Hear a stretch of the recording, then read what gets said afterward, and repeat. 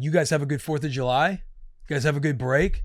The shop was shut down, Wednesday through yesterday?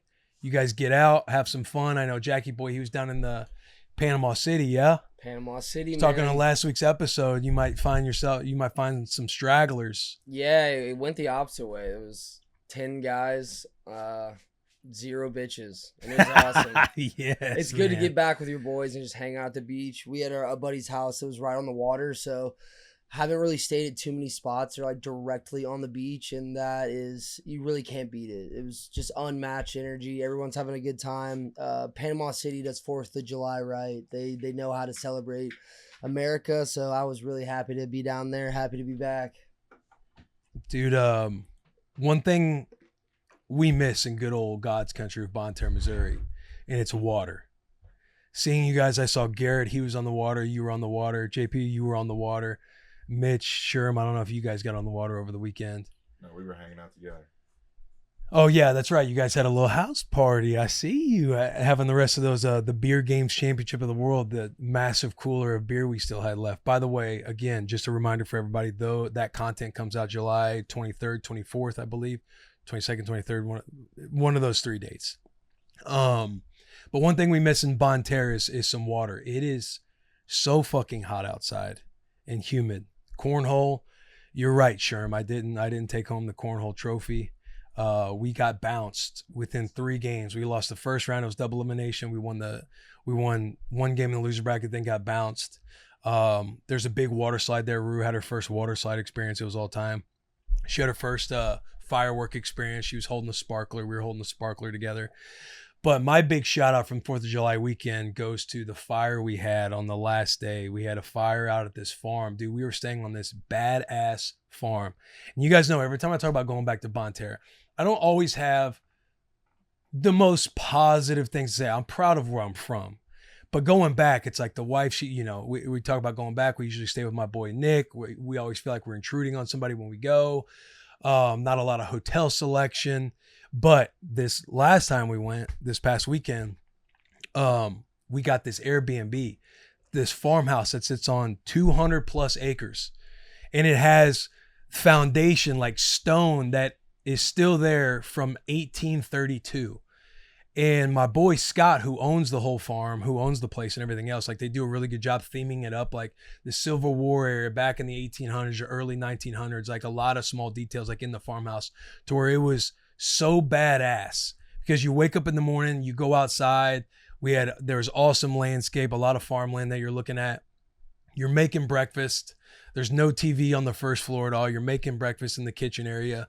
A lot of light inside. Like you go out, the golden hour out there in Missouri. Like I had a new appreciation for being back home, because I've been out there before, but it was only to shoot it at Tannerite. You guys know Tannerite, where you explode. I think we were blowing up a boat like a few years ago. That was the only time I had been on this property, and we went and stayed on it. It was incredible, to where it's like, that's the only thing I'm going to be doing when I go back to Missouri. I actually want to host you guys. I'm confident enough to host friends and people in my circle back in Missouri at this spot. That is how prime it is. It was so fun.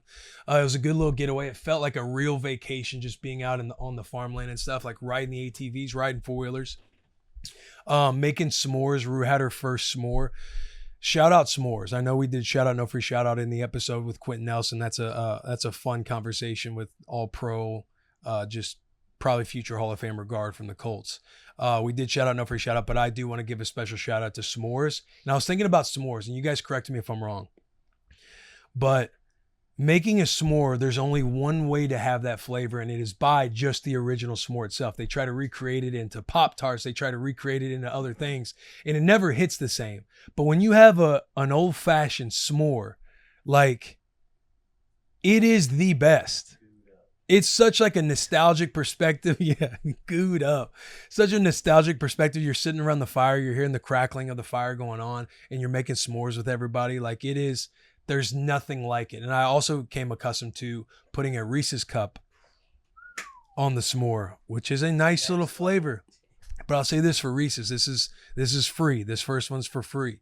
They need to make a Reese's style size for the s'more, because when you get the smaller cup, it doesn't cover it like a Hershey's bar will. It's kind of smaller to where you have the corners really exposed on the graham cracker. But when you get to that middle, when you get to the good bites, the Reese's cup goes. Did you use the normal size one or like the tiny cups?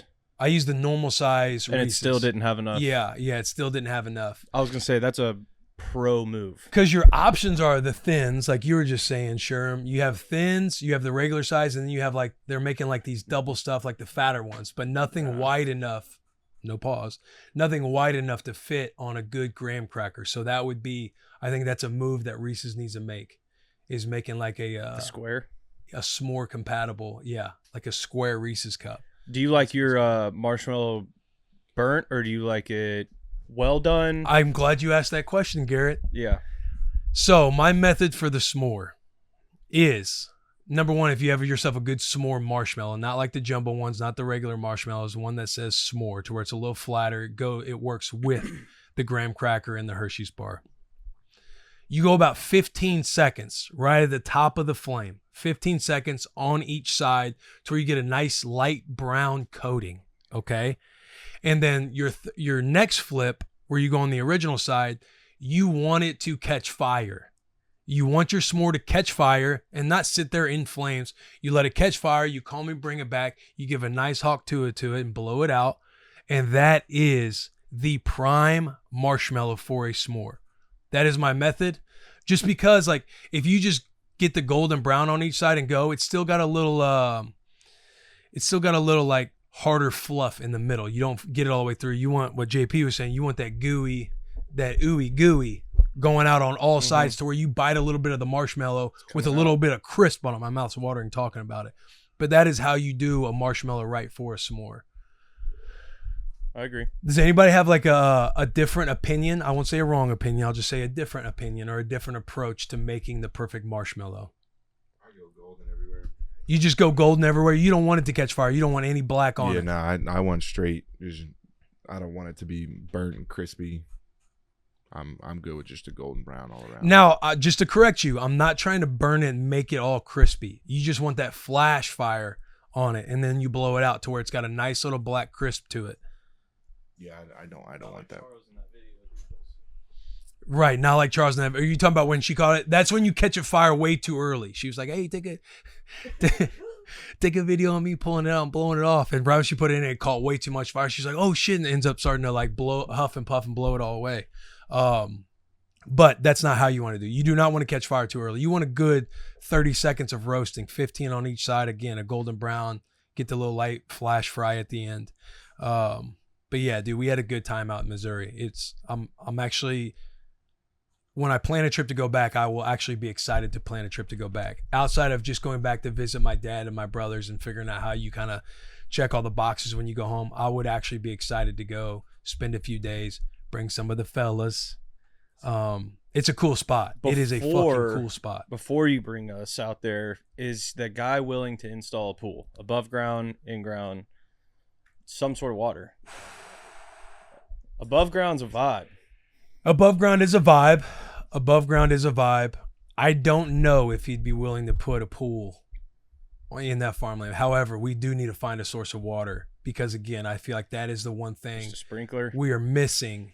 Yeah, I mean, yeah, maybe it's just a sprinkler. Maybe a slip and slide. You find a hill out there, build a little slip and slide. It might be a little rocky out there. But it was a great trip nonetheless.